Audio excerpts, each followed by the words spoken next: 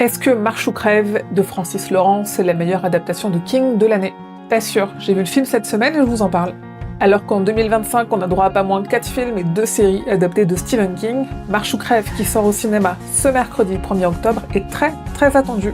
Et pour cause, c'est un des romans préférés des fans, le premier que King ait terminé, vers 66 ou 67, c'est pas très précis, et c'est son 7e roman publié, en 1979, sous le nom de Richard Bachman, le pseudonyme sous lequel il a publié ses œuvres les plus critiques et les plus politiques. Alors déjà, est-ce qu'on tient une bonne adaptation?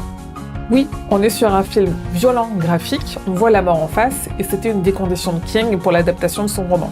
La musique est parfaite, le film est porté par un casting solide et une très belle photographie. La montée en tension est progressive et bascule rapidement dans une plongée dans le désespoir, comme dans le roman, au fur et à mesure où chacun des participants à la marche réalise ce qu'il fait, ce qu'il risque et à quel prix.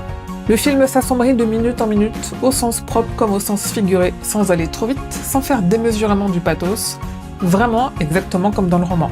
On garde l'essentiel des messages de King, même si le message global s'altère un peu dans le dernier tiers, en essayant de donner à des personnages des motivations qu'ils n'ont pas dans le roman. Et c'est là où, pour moi, ce n'est pas une des meilleures adaptations de King de l'année.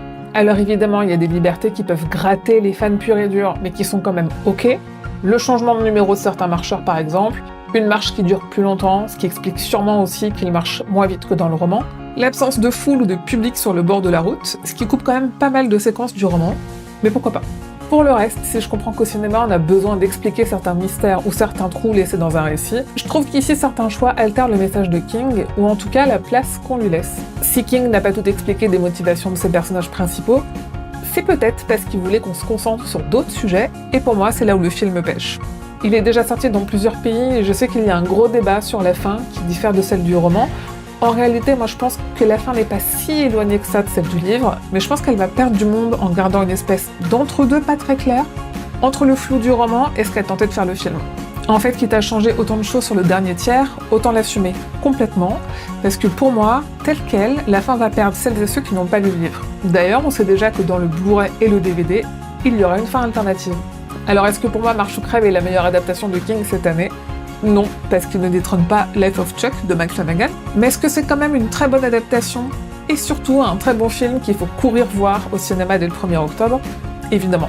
En tout cas, moi j'ai encore plein de théories sur ce film et sa fin, et je sens que j'ai encore besoin d'en parler. Alors si vous l'avez déjà vu, n'hésitez pas à m'en parler en commentaire ou à rejoindre le serveur Discord de Stephen King France.